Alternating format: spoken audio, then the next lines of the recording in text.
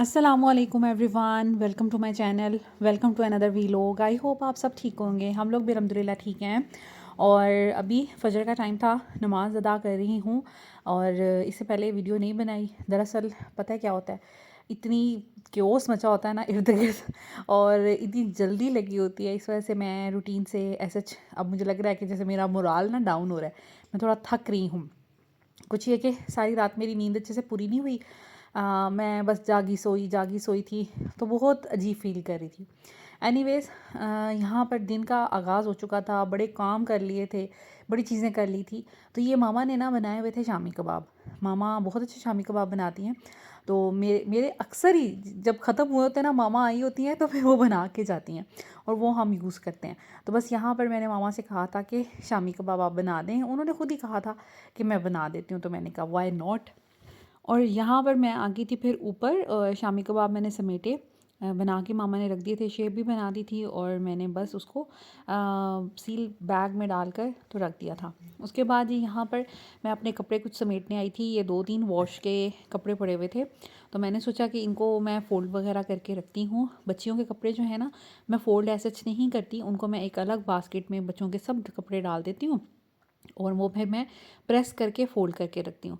अपने हस्बैंड के कपड़े और कोई बेडशीट्स वगैरह हों तो वो फ़ोल्ड कर देती हूँ। तो यहाँ पर ना कपड़े जो है ना, अब मौसम काफ़ी चेंज हो गया, अब ना बहुत गर्मी लगने लग जा गई है। मैं अब ये सोच रही हूँ कि जितने भी वेलवेट के कपड़े हैं, मोटे मोटे कपड़े हैं, तो वो मैं समेट दूँ। और मामा भी यहाँ पर आ गई थी और कह रही थी कि चले मैं आपके साथ हेल्प करा देती हूँ, चले मेरी बेटी को थोड़ी आसानी हो जाएगी। बस माँओं की यही कोशिश होती है कि अपनी बेटियों को मैक्सिमम जो है ना वो रिलैक्स कर सकें। तो मामा की भी हर दफ़ा ये कोशिश होती है कि वो जितना हो सके ना, मेरा कोई काम अगर पड़ा हुआ है, पेंडिंग है, या जिस पे मेरी नज़र नहीं जा रही या मैं कर नहीं पा रही, तो वो मेरे साथ हेल्प कर दें। अभी जैसे एक गद्दे का कवर सीने वाला, उसका मुंह सीने वाला था, वो सिया। थोड़ा सा लेसन पड़ा था तो कहती मैंने सोचा मैं बना देती हूँ। फिर इसी तरह शामी कबाब बनने वाले थे, वो बना दिए। और इस तरह मल्टीपल चीज़ें होती हैं जो मामा कर देती हैं। अभी तो मामा के आने से पहले मैंने रमज़ान की ऑफ कोर्स सारी क्लीनिंग की थी, घर टोटली साफ़ था। अब वो आके सोच रही थी मैं करूँ तो करूँ क्या? तो इसी तरह मेरी मामा की आदत है, वो जब हम लोग छुट्टियों में जाते थे खाला के घर, तो मेरी अम्मी ना वहाँ पर भी उनके बड़े काम किया करती थी। कभी किचन साफ़ कर रही हैं, कभी उनको रेसिपीज़ बना के दे रही हैं, कभी उनके जैसे वो होता है ना रज़ाइयाँ और गद्दे वगैरह उनको सही कर रही हैं और उनके कवर सी रही हैं। तो खाला भी अक्सर मामा से इस तरह के काम करवाया करती थी, क्योंकि मामा की स्टिचिंग अच्छी थी और बहुत ज़्यादा मामा ना करती थी।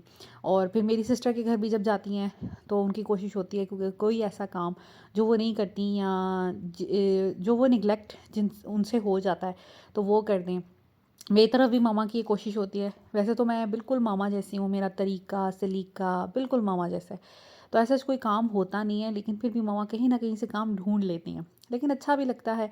और मैं भी बड़े जिसे कहते हैं भरम से कह देती हूँ मामा को कि आप ये वाला मेरा काम कर दें। क्योंकि मुझे पता है कि मामा ने बाज तो आना नहीं है, तो जो मैं नहीं कर पा रही मैं वो कर लूँ। तो बस यहाँ पर भी मामा मेरी हेल्प कर रही थी, बल्कि मैं उनको कहती रहती हूँ आपका रोज़ा है, तबीयत ठीक नहीं है, रेस्ट कर लें।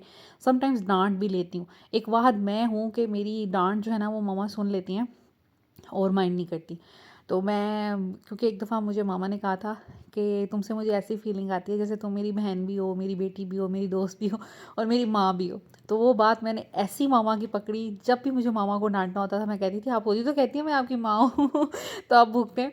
तो ये है कि कोई भी बात समझानी हो ना मामा को, अगर मैं समझाऊँ तो वो बहुत अच्छे से समझ जाती हैं। बाबा भी अक्सर शिकायतें मुझे लगा रहे होते हैं मामा की, और मामा मुझे बाबा की शिकायतें लगा रही होती हैं, और मैं बीच में ना वो बनी होती हूँ, रेफरी बनी होती हूँ, या जिसे कह लें कि मैं जज बनी होती हूँ। फिर मैं जिसकी गलती होती है ना उसको सही सही बताती हूँ, मैं साइड नहीं किसी की बेवजह लेती। अगर मामा गलत हो तो मैं उनको समझाती हूँ, अगर बाबा गलत हो तो उनको समझाती हूँ। और ये काम मैं बहुत छोटी एज से कर रही हूँ। तो मेरे बाबा बल्कि कहते होते थे कि लाला है छोटी, लेकिन इसकी सोच और इसका जो है ना किरदार वो बहुत बड़ा है। तो बड़ी फिर मुझे खुशी फ़ील होती थी। और ऐसे ही मैंने काफ़ी ज़िम्मेदारियाँ फिर ले ली। जब इन्होंने मुझे कहना शुरू किया तो फिर मैंने सोचा कि आगे से आगे और ज़िम्मेदारियाँ ले लूँ। और इसीलिए बाबा कहते भी थे मुझे कि आप ना जो है लाला जो है ना, वो हमारा एहसास वाला बच्चा है, इसमें बड़ा एहसास है। क्योंकि छोटी सी एज में मैंने बहन भाइयों की सारी ज़िम्मेदारी ले ली, उन्होंने क्या पढ़ना है, उनको किस स्कूल में एडमिशन करवाना है, तो क्या इनको करवाना है, सारी चीज़ें। और इनको भाइयों को मैंने बहुत पाला अपने, जो मेरे छोटे भाई हैं, एक भाई मुझसे 9 साल छोटा है, एक भाई मुझसे 12-13 साल छोटा है। तो मैंने उनको पालने में मम्मा के साथ बहुत हेल्प की, उनको पढ़ाने में, पालने में, रातें जागना, उनके डायपर्स चेंज करना। तो इसीलिए जब मेरी 3 बेटियां थी ना, मुझे फीलिंग नहीं आती थी कि बेटे की कमी है, क्योंकि मैंने अपने 2 भाइयों को पाला था और उनको बिल्कुल, और वो मुझे ऐसे ही कहते हैं, वो भी मुझे यही कहते हैं कि लाला आपी से हमें मामा वाली फीलिंग आती है। तो वो मामा बाबा की अगर बात कोई टाल भी देना, मेरी बात नहीं दोनों भाई टालते। तो इस तरह उनके साथ रिलेशन बना हुआ है। एनीवेज़, यहाँ पर मैं बच्चों को पढ़ा रही थी, क्योंकि जुमे को भी नहीं पढ़ाया, सैटरडे को भी नहीं पढ़ाया, फिर मुझे था कि अब संडे को मैं पढ़ाऊँ इनको, क्योंकि टाइम रमज़ान की वजह से सारी बात है, एनर्जी इतनी डाउन हो जाती है ना, कि फिर मैं भी कहती हूँ अच्छा चलें ठीक है, कल मैं संडे को पढ़ा लूँगी। तो अभी मैं इनको लेके बैठी हुई थी, कुछ मैंने एक्स्ट्रा काम करवाना था, टेबल्स वगैरह करवाने थे, और इनको वैसे भी रूटीन में जो भी था इनका पढ़ाना था। ज़ैनब का स्पेल बी का कंपटीशन था।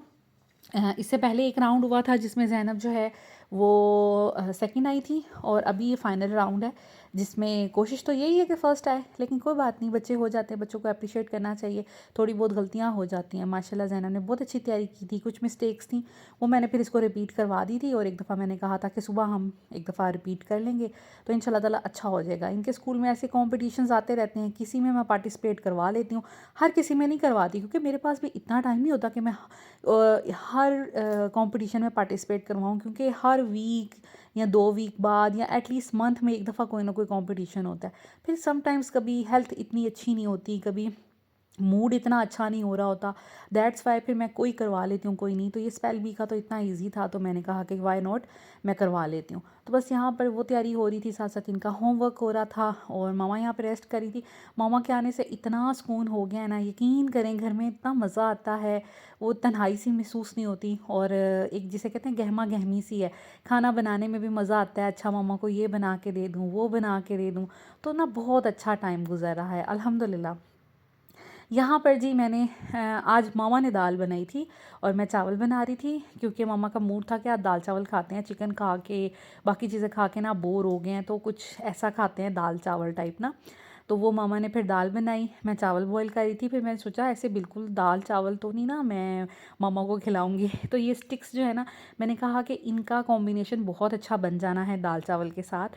तो एक चिकन की आइटम हो जाएगी, थोड़ा आज फ्राई कुछ नहीं ऐसे करेंगे, और हम स्टिक्स बना लेंगे। ये जो मैंने आपके साथ मैरिनेशन इसकी शेयर की थी, उसके बाद ये थोड़े से कल के आलू बचे हुए थे, तो मैंने ये इसी तरह बॉक्स में डाल के रख दिए थे, इनका बैटर और आलू।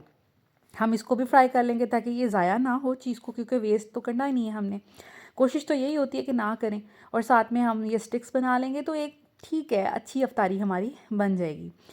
तो आज सिंपल से हमारा मेन्यू है, लेकिन मज़े का है। तो यहाँ पर जी हमने क्या करना है, ये जो मैंने मैरिनेशन आपको बताई थी, आपने इसको फ्राई करना है हल्के से ऑयल में, तवे पे कर लें या फ्राइंग पैन में कर लें, एयर फ्रायर में कर लें या ओवन में कर लें या बारबेक्यू कर लें, सेम है। आप कुछ भी कर लें जो आपको पसंद है, जो इजी लगता है, ठीक है। उसके बाद आपने क्या करना है, इससे आप बना सकते हैं पराठा रोल्स भी। इसके पराठा रोल बहुत अच्छे बनेंगे। ग्रीन चटनी डालिएगा, फ्रोज़न पराठा हो या सिंपल घर का पराठा हो, ग्रीन चटनी और प्याज और ये मलाई बोटी, इंतहाई मज़े के बनने वाले हैं। रेसिपी जो है वो देख लीजिएगा, रमज़ान के फूड प्रिपरेशन में मैंने शेयर की थी। ये है जी हमारी आज की इफ्तारी। कल का थोड़ा सैलड भी बचा था, वो भी रख दिया, तो मामा और मैं खा लेंगे। बच्चे इतना मेरा क्रीमी सैलड पसंद नहीं करते, वो सिंपल फ्रूट चाट पसंद करते हैं। तो ये थी हमारी आज की इफ्तारी, सिंपल लेकिन बहुत मज़े की। So this is it, thank you so much, take care, अल्लाह हाफिज़।